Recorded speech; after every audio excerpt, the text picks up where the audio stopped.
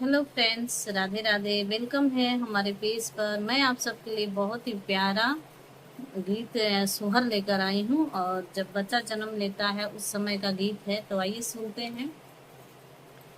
धन धना भागयांगनावा की बाजेला बजानावानु हो।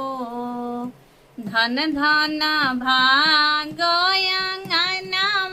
की बाजेला बजानावानु हो। ए ललना जावना कोखी बेटी जनमली को खबड़ी पावन हो।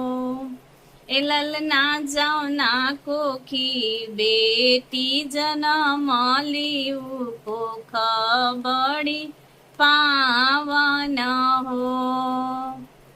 दादा लुटावेले अन्न धना दादी खजानावानु हो।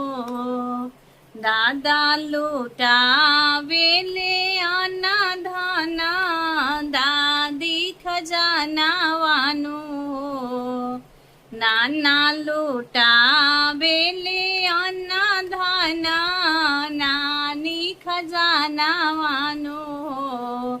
ए ललना देखी देखी हर से लमानावा तो देख तनिक लागेला हो।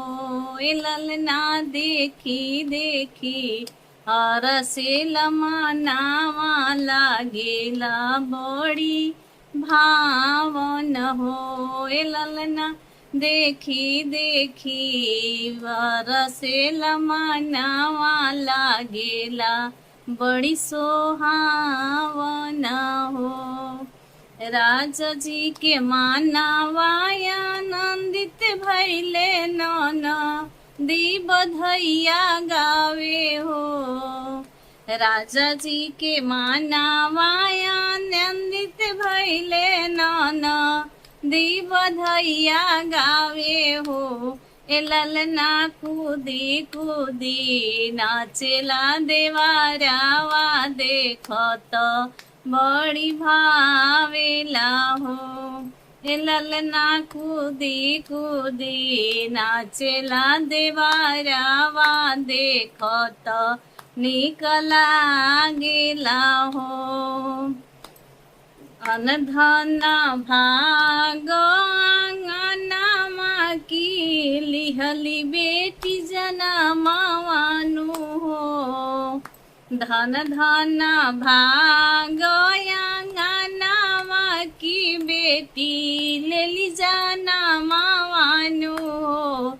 ए ललना जावना कोखी बेटी जनमली को खबड़ी पावन हो।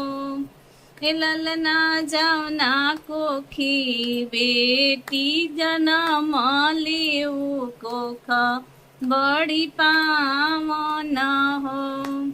राजा जी के मानवाय नंदित भैले नदी गहनवा लूटे हो।